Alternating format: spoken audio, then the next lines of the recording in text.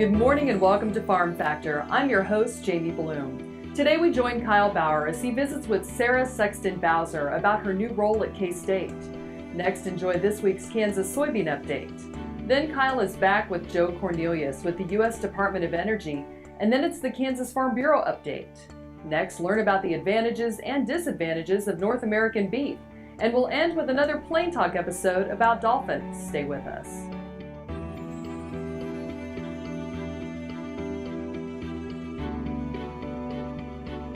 Closed captioning brought to you by Ag Promo Source. Together we grow. Learn more at agpromosource.com. Watch Ag AM in Kansas online at agaminkansas.com. This segment brought to you by Kansas Wheat. Learn more at rediscoverwheat.org. Welcome to Farm Factor. Up first today, Kyle visits with Sarah Sexton-Bowser about her new role at K-State as the Managing Director of the Center for Sorghum. Hi, this is Kyle Bauer. I have the opportunity to visit with Sarah Sexton-Bowser, and she is in a new position, been in the sorghum industry for a while, but taken a new position. Sarah, tell us about where you've come from and where you are right now. Certainly. Thank you, Kyle. So as I know many of the sorghum farmers out there through my recent work with the United Sorghum Checkoff Program and National Sorghum Producers as a regional director. As a part of that work, I now have had the opportunity to take a new role in the sorghum industry at Kansas State University within the Center for Sorghum Improvement Collaborative Sorghum Investment Program. And what that is it's really an exciting and forward-moving investment that was taken upon by the farmers. So the United Sorghum Checkoff Program Board, the Kansas Grain Sorghum Commission Board, and Kansas State University came together and said, we know sorghum is a crop that is prime for domestic enhancement, and how do we make that happen? And so they create a platform through the Collaborative Investment Program for that to happen. They've invested $2 million from the checkoff, $2 million from the commission, and $800,000 from the Kansas State University, along with a recent announcement of $200,000 with the Kansas Department of Agriculture for a $5 million fund to take us to 2025 goals for the domestic sorghum industry. Goals specific to demand enhancement, growing a market for 1.25 billion bushels of sorghum annually, yield enhancement, increasing our yield to 100 bushels per acre average, national average, as well as value enhancement. We know that sorghum farmers need to have value at the farm gate, and reducing our current discount of 4.6% relative to corn to 2%. So those are the goals that we are selfishly chasing after through this farmer initiative and farmer leadership investment. And I'm excited and honored to have the opportunity to join in as managing director in my new role. Well, truly, it's multifaceted, and your position's got to be multifaceted as well. The areas that you talk about, it's really, for the most part, it comes down to you being the kingpin, if you will, or the center for communications and coordination. Is that fair? Certainly. So how do we create a wheelhouse to bring others to the table? By all means, this is a farmer investment platform, but it's not meant to be the beginning and end of what this center is. So how do we create an opportunity for private as well as public resources to come to the table, identify common needs to enhance the domestic industry, and then go forward with this collaborative center and really put some initiatives in place to enhance and leapfrog the sorghum industry on the domestic level? And tell me where the center is located, or where your office at least is located. Have you found it? I have found my office. It's in Throckmorton, so third floor Throckmorton here in Manhattan, Kansas with Kansas State. And as many of you know, Kansas State has a plethora of sorghum researchers and talent. And so really using some of that talent at Kansas State, the great human resource capital and sorghum investment that Kansas State has strategically invested in, but not just doing work with Kansas State, doing work with the entire sorghum industry from other public resources, universities, ARS, as well as private companies.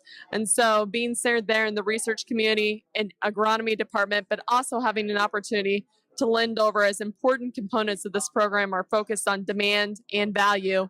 So working with value and utilization opportunities as well. Sarah Sexton-Bowser. This is Kyle Bauer, reporting. Back to you, Jamie.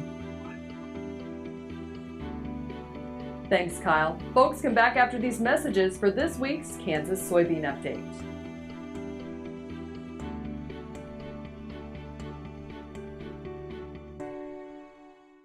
Soil is the life of a farm, and for 25 years, SureCrop Liquid Crop Nutrition has helped growers produce abundant quality crops while preserving and improving the soils they steward. SureCrop offers complete soil and plant analysis with cropping recommendations, delivery direct to your on-farm storage, and quality crop nutrition custom blended for your field. Choose SureCrop for the assurance of excellence for your soil. Call today or visit their website for more information.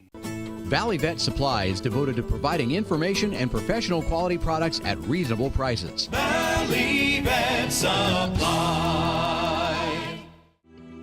This segment is brought to you by the Kansas Soybean Commission. The Soybean Checkoff, progress powered by Kansas farmers. Welcome back to Farm Factor and the Kansas Soybean Update.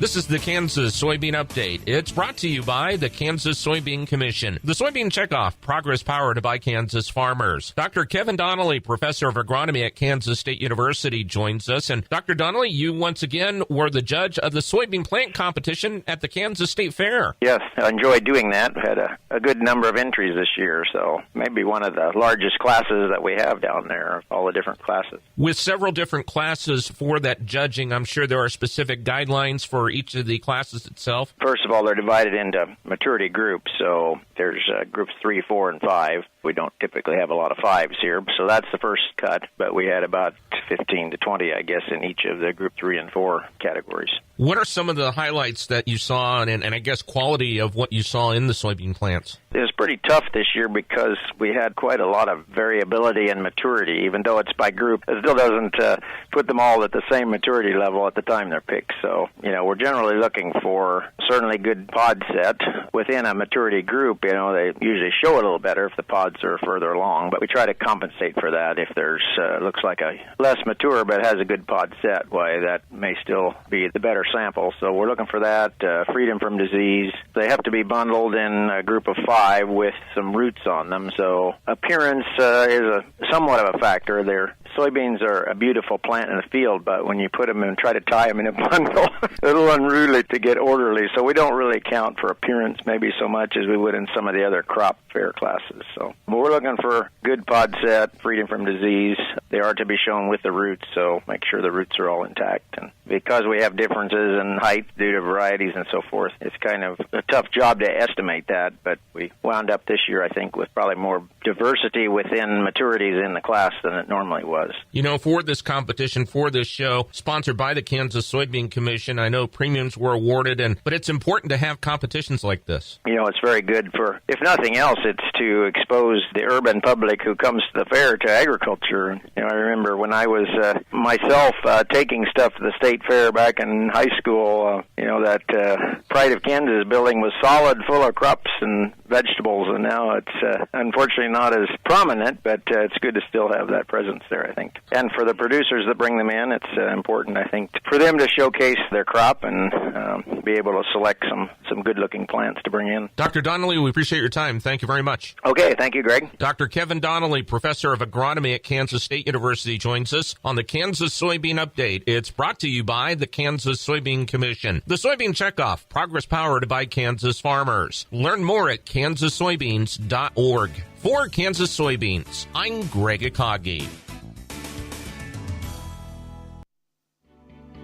Hope you enjoyed this week's Kansas Soybean Update. Stay with us after the break for more Farm Factor with Kyle and Joe Cornelius.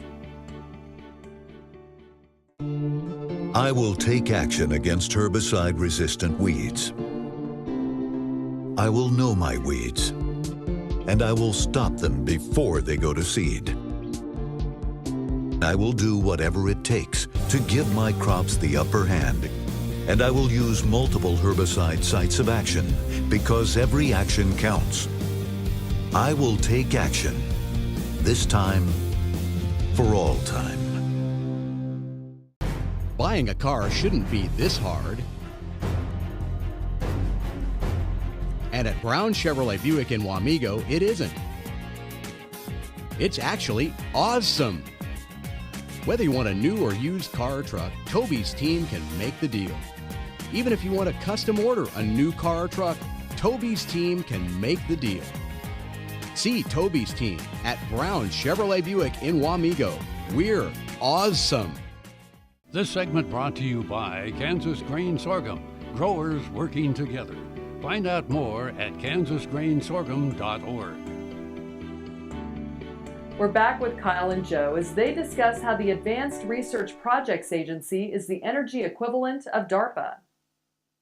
Hi, this is Kyle Bauer. I have the opportunity to visit with Joe Cornelius. He's with the U.S. Department of Energy, but I'm going to read this Advanced Research Projects Agency. We are at a Milo conference, sorghum conference. Joe, why would the Energy Department and Advanced Research Projects Agency be here? Excellent question, Kyle. Actually, it's good to understand who ARPA-E is.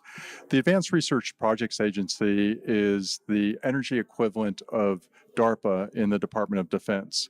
Most of us are familiar with DARPA because they actually did invent the internet, along with stealth bomber and cloud computing. And the primary mission of ARPA-E, just like DARPA, is to develop transformative technologies that are quite risky. And this actually requires intervention by the federal government in collaboration with the private sector to move these technologies to private sector. Well, certainly sorghum has been around in Kansas for certainly my lifetime and been around the world for a very long time. But it appears there's new emphasis and new enthusiasm with sorghum when you look at the world. Sorghum is actually one of the most diverse crops on the planet. And actually, it's particularly interesting from a Department of Energy perspective in the fact that it is multidimensional. First and foremost, it's a crop that is not only a food and energy crop, but it's also a feed and fiber crop. It's a crop that is grown worldwide. It's of major commercial importance worldwide, and it's a crop with enormous genetic diversity.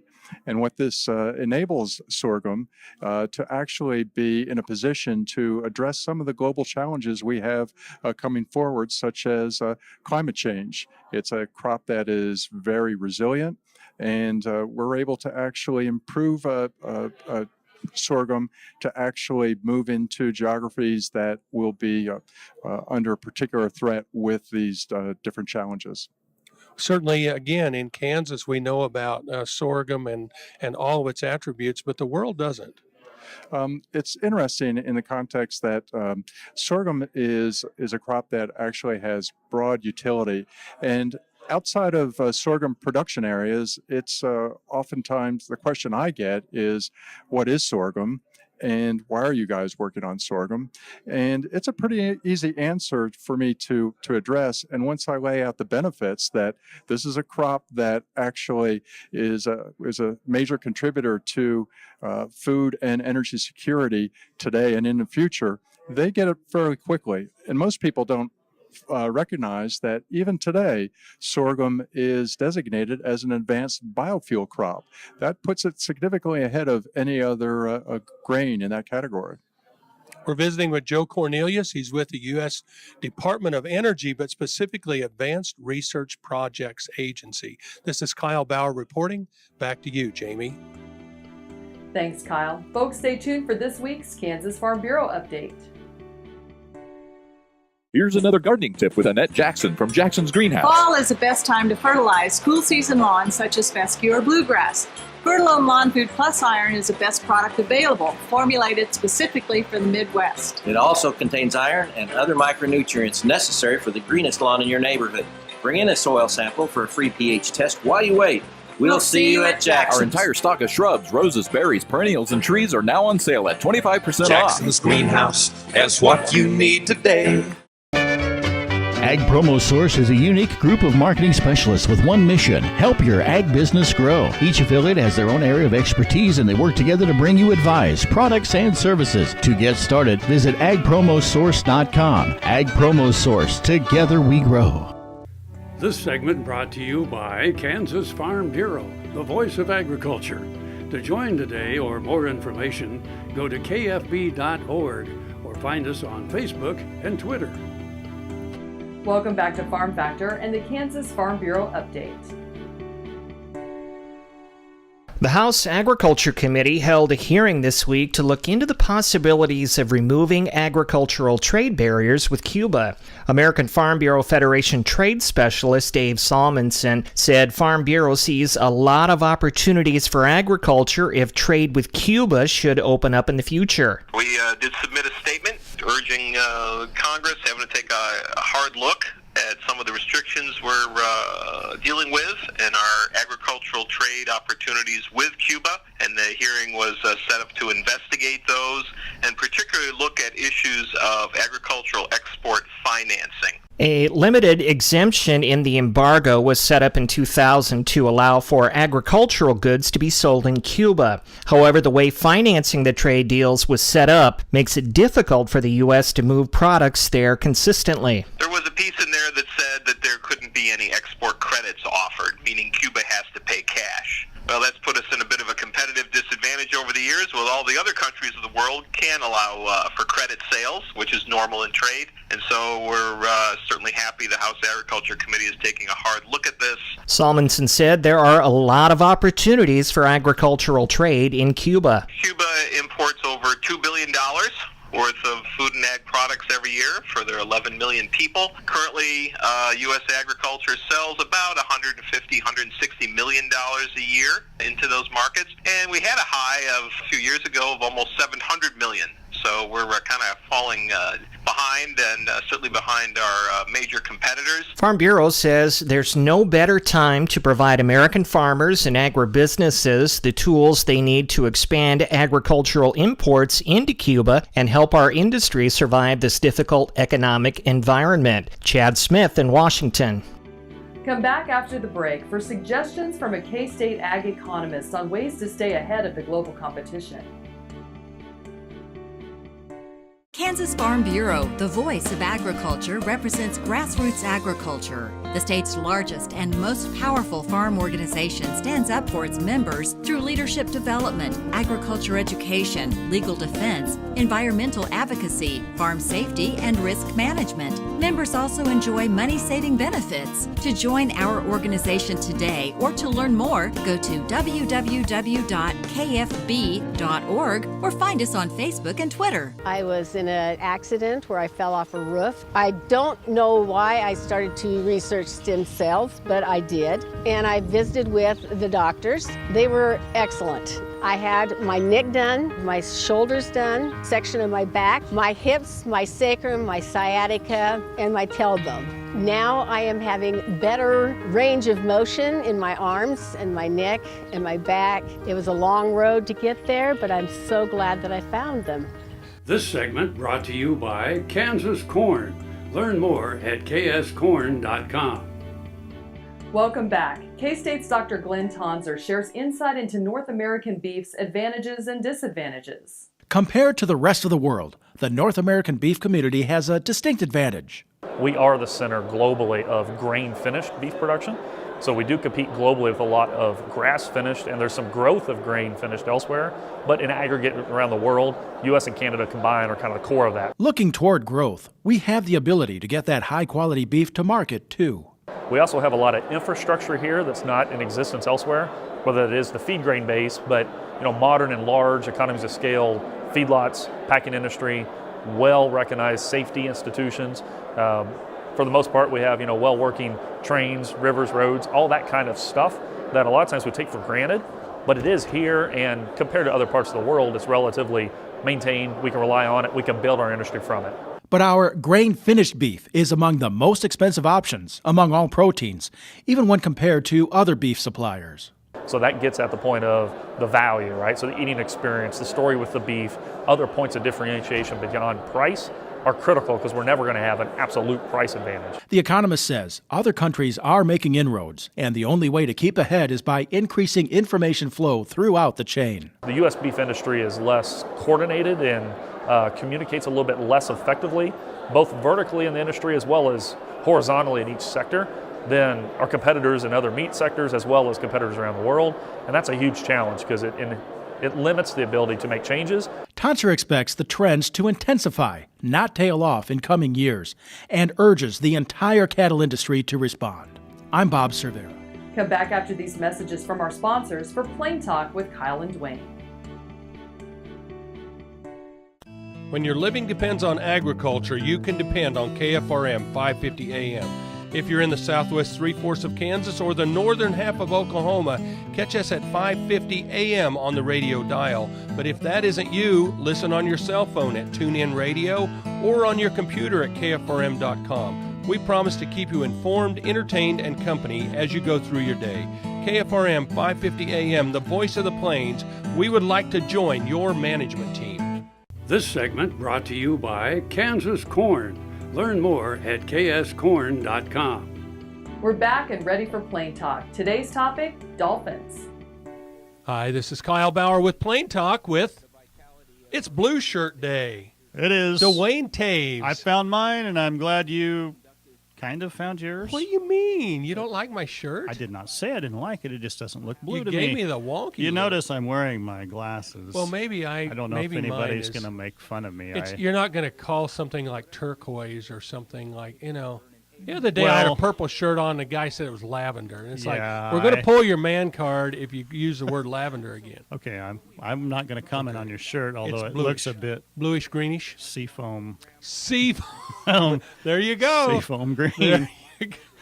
Your fact or fiction question of the day, Kyle Bauer.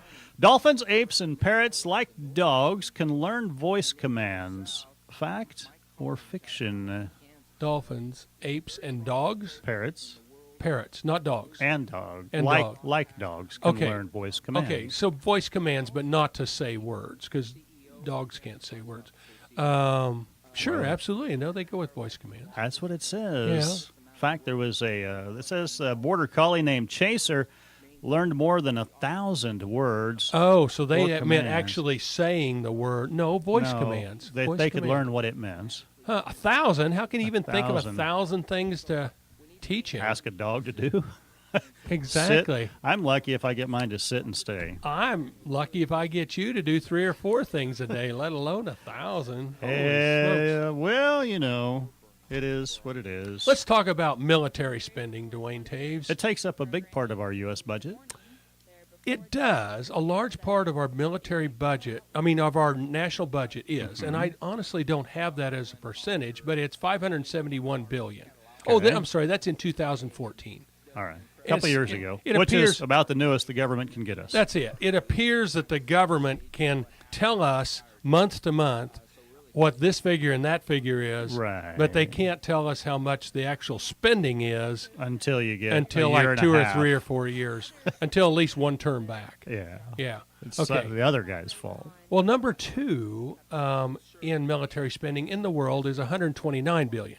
571, 129. So almost 4 times, 3.5 times as much. That's a significant difference. It is. And why would that be? Oh, because we got a lot of people we don't like out there, I guess. I don't know. Why does it cost so much? Why? I don't know. But here's the biggie. But as a percent of our GDP, gross domestic product, right, we're 3.5%. China, who is number 2, is 2.1%. So again, we're still overspending even on a percentage. Yes, but compared to Saudi Arabia, they are spending 10% of their entire GDP of the Saudi government, Saudi country. Not just the government, their total country's GDP. They're spending 10% of it on national defense, which kind of surprises me considering Israel spends 5%. Because Israel is surrounded by everybody who hates their guts. Yeah, they have a tough run. Yeah. Now, I would have guessed the Israeli economy, I don't know, might be bigger than Saudi Arabia. Saudi Arabia really only has oil. That's pretty much it. But they got a lot of it.